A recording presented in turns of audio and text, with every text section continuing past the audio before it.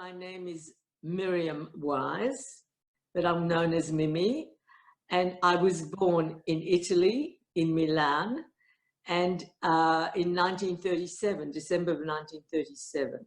My name is Ana de Leon.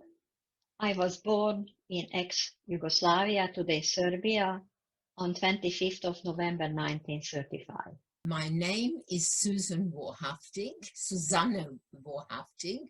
and I was born in Austria, in Vienna, on the 11th of March, 1937. My name is Tom Fleming. It used to be Fleischmann.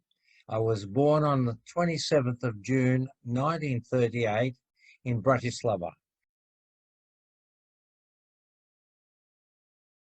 My first few memories are really in a town called Périgueux, which was in central France towards the south of Paris. I had good memories, you know. I remember my brother and I playing in the park. I had two cousins who were a little older than myself. My brother Sam is 15 months younger than I am. He was born in 1939. And you know, we led normal lives. I would say my earliest memories, because my mother talked a lot, so I can know quite a lot about myself earlier than that. But for me, probably from the age of 4. I remember the outline of our unit in Vienna. The street a little bit. That's a photo of me taken by the Nazis, a logo saying that I don't belong anywhere. I would say I'm about 2.5 there or something about that age. My life before 1941, I was only up to my 6th age, and I don't remember a lot. After that, when I started to go to school, I remember, yes, in 42, 43, I started to go to school. Next door, we had nuns, Catholic nuns, primary school, and they accepted me. First class was quite okay. I did not have problem. I had the friends. I don't remember any other Jewish child in that class where I was. And I had a Hungarian Catholic best friend by name Camilla. Nearly every day after the school in the afternoon, we were playing a lot together. My family was upper middle class. They were landowners, and we grew tobacco and sugar beet, and I was the biggest spoiled brat you ever come across. I had a governess that used to look after me. I had every toy in the world. I had the most wonderful life. I had a little goat cart with a goat pulling it. I had everything at my disposal.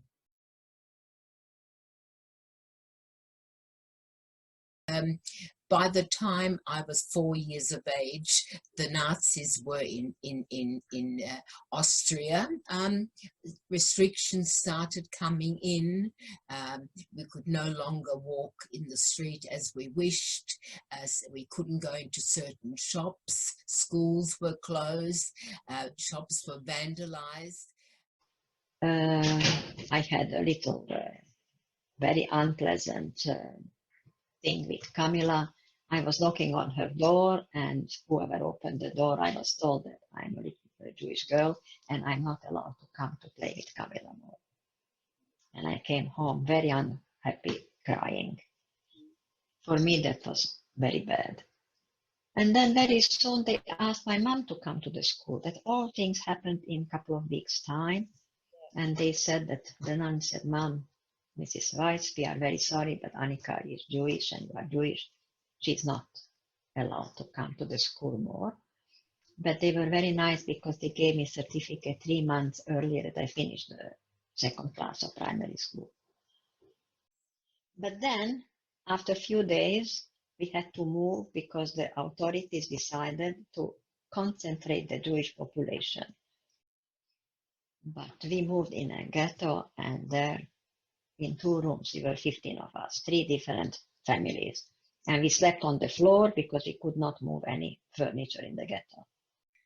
I was downstairs playing soccer with the boys in a little park, and the Gestapo van came along and stopped in front of the unit. The Gestapo guy had a gun in his hand, and we were told to get into the van, and we ended up at the jail, and my father was told to get out. And oh, by the way, before he got out, he said, look, we might be separated for a while, and you are now going to be the man of the family and got to look after mum, blah, blah, blah. And Dad was giving me a bit of a cuddle and mum, and he took a bit too long, and they dragged him out of the van and started beating him with a right stick. And that's the last time I ever saw my father. I was very upset because I'd never seen violence in my life. I never saw anyone hitting anybody. Or I had a fairly sheltered life, and I was horrified. Mm. And I said to my mother, well, what's going on? And she said, oh, look, don't believe everything. You know, you go to the movies sometimes and you see things happening. This is not what you're seeing is not what it is.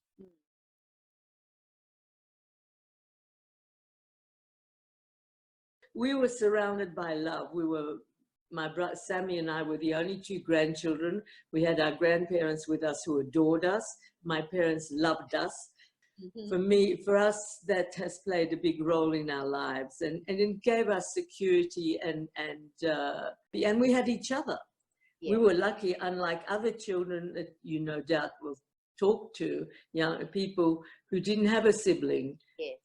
Whose siblings were taken away or killed, or for one reason or another, which is terrible. Yes. I had my brother Sammy.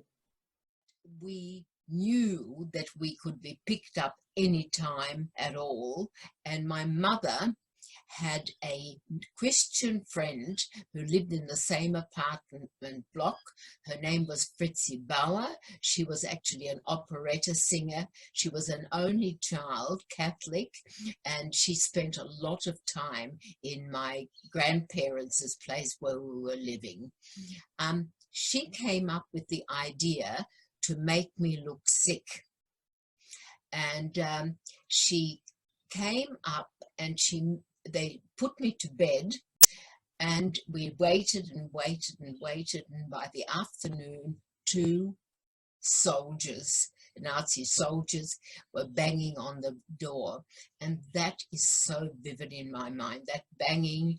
And they entered in, they looked at me, and one of them said, leave them, and we were just left. It was a miracle itself. See, Mum and I were very, very healthy. We had the best of food. We had a good life. We were looked after by a doctor whenever it needed. So we were in excellent condition. Quite a few of the people in the train and in the future times at the camp were already sick and not well malnourished, and I think the fact that we were really healthy probably helped us survive.